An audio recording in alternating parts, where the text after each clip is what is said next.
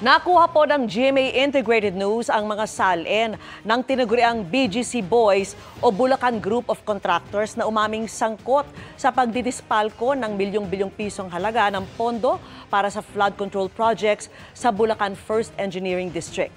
Nakatutok si Chino Gaston, exclusive.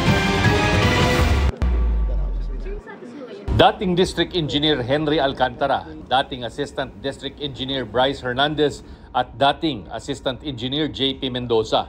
Ilan lang sila sa binansagang BGC Boys o Bulacan Group of Contractors, mga opisyal ng Bulacan 1st Engineering District na umaming sangkot sa pangdidispalko ng bilyong-bilyong pisong halaga ng pondo para sa flood control projects. Naungkat sa mga pagdinig ng Senado at Kamara ang kanilang mga pagkakasino kung saan bilyong piso ang kanilang naipatalo, pati na ang mararangyang kotse ng ilan sa kanila. Nakuha ng GMA Integrated News Research ang ilan sa kanilang mga statements of assets, liabilities, and net worth. Si Alcantara na 1994 pa pumasok sa DPWH, taong 2019 nang maging OIC District Engineer ng Bulacan 1st District. Sa kanyang SALN noong taon na yon, ang idineklara niyang net worth nasa mahigit 6.4 million pesos lamang. Ang kanyang assets nasa mahigit 6.7 million pesos. Pero kapansin-pansin na wala siyang idineklarang mga pag-aaring lupa o bahay. May 2 sasakyan lamang na nakasaad. Pagsapit ng 2020, nung ganap na district engineer na siya, umakyat sa mahigit 9.5 million pesos ang kanyang net worth dahil sa paglaki ng halaga ng jewelries at appliances, pera sa bangko, pati cash on hand. Wala siyang utang nung taong iyon, pero wala pa ring nakadeklarang real estate properties.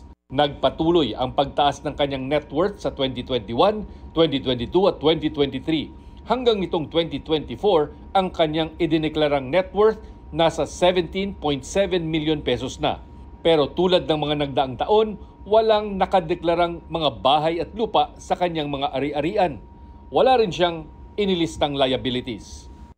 Si Hernandez naman ang unang bumiyok sa mga BGC Boys at nagsabing nakinabang ang ilang senador sa mga kickback sa mga flood control project. Si Hernandez din ang nag-surrender ng ilang luxury vehicle sa ICI, kabilang ang isang Lamborghini Urus na nagkakahalaga ng mahigit 30 million pesos at isang GMC Yukon Denali na nasa 12 million pesos ang presyo.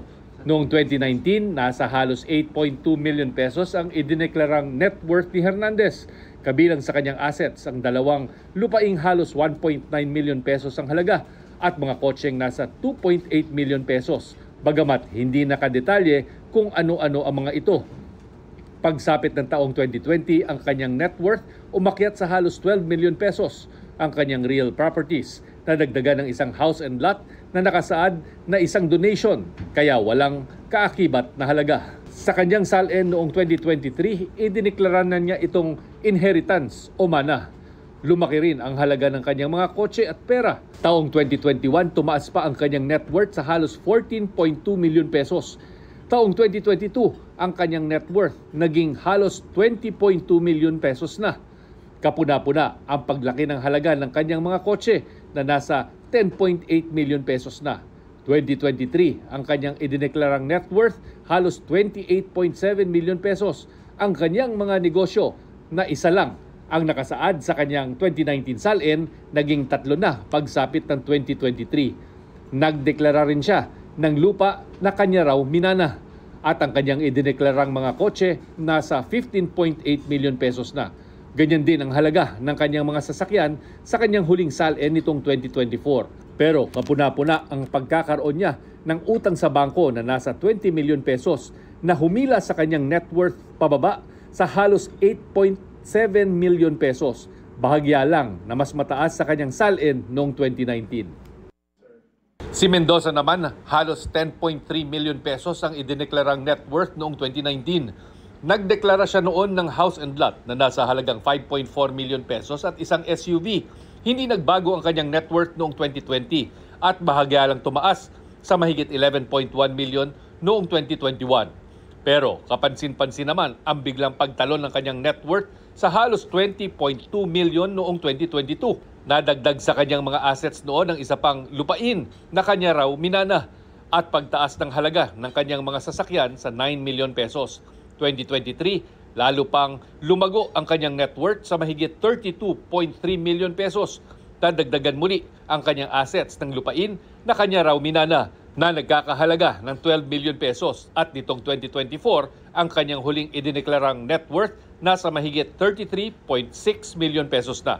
Kasama rin sa pinangalanan ni Senador Panfilo Lacson na miyembro ng BGC Boys si Engineer RJ Dumasig.